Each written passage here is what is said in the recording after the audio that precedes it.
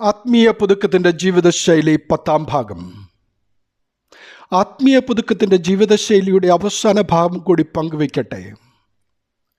മുമ്പിലത്തെ നടപ്പ് സംബന്ധിച്ച് ചതിമോഹങ്ങളിൽ വഷളായി പോകുന്ന പഴയ മനുഷ്യനെ നാം ഉപേക്ഷിച്ച് നമ്മുടെ ഉള്ളിലെ ആത്മാവ് സംബന്ധമായി പുതുക്കം പ്രാപിച്ച് സത്യത്തിൻ്റെ ഫലമായ നീതിയിലും വിശുദ്ധിയിലും ദൈവാനുരൂപമായി സൃഷ്ടിക്കപ്പെട്ട പുതിയ മനുഷ്യനെ ധരിച്ചുകൊള്ളുവീനെന്ന് എഫേസ്യ ലേഖനം 4-ാം അധ്യായം 22 മുതൽ 24 വരെയുള്ള ഭാഗങ്ങളും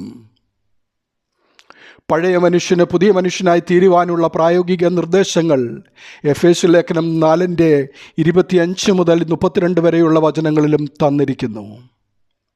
ഇവ സ്വീകരിക്കുന്നത് നമ്മെ നല്ല മനുഷ്യരാക്കുകയും നല്ലൊരു തലമുറ നമ്മിൽ കൂടി സൃഷ്ടിക്കപ്പെടുകയും ചെയ്യുവാൻ സഹായിക്കും.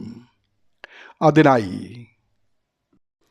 ഫോഷ്കുപേക്ഷിച്ച് സത്യം സംസാരിക്കുക, കോപിച്ചാൽ പാപം ചെയ്യാതിരിക്കുക, പിശാചിന് ഇടം കൊടുക്കുമെന്നതുകൊണ്ട് സൂര്യൻ അസ്തമിക്കുമോളം കോപം വെച്ചുകൊണ്ടിരിക്കരുത്, കള്ളൻ ഇനി മോഷ്ടിക്കാതെ മുട്ടുള്ളവന് ദാനം ചെയ്യുവാനുണ്ടാകേണ്ടതിന് കൈകൊണ്ട് നല്ലത് പ്രവർത്തിച്ച് അധ്വാനിക്കുക,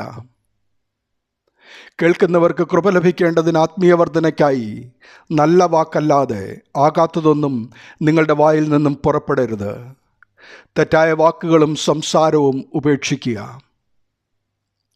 ദൈവത്തിൻ്റെ പരിശുദ്ധാത്മാവിനെ ദുഃഖിപ്പിക്കരുത്, അവനാലല്ലോ നിങ്ങൾ വീണ്ടെടുപ്പ് നാളിനായി മുദ്രയിട്ടിരിക്കുന്നത്.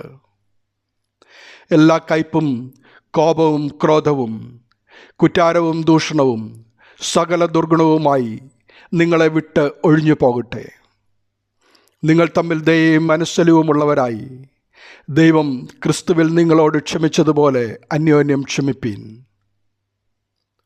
1 പത്രോസ് 2-ന്റെ 1-2 പറയുന്നത് പോലെ, ആകയാൽ സകല ദുഷ്ടതയും എല്ലാ ചതിവും വ്യാജഭാവവും അസൂയയും എല്ലാ നുണയും നീക്കിക്കളഞ്ഞ് ഇപ്പോൾ ജനിച്ച ശിശുക്കളെ പോലെ ആത്മാവ് സംബന്ധമായി പുതുക്കം പ്രാപിച്ച് സത്യത്തിൻ്റെ ഫലമായ നീതിയിലും വിശുദ്ധിയിലും ദൈവാനുരൂപമായി സൃഷ്ടിക്കപ്പെട്ട പുതുമനുഷ്യനെ ധരിക്കുവാൻ നമുക്കിടയാവണം.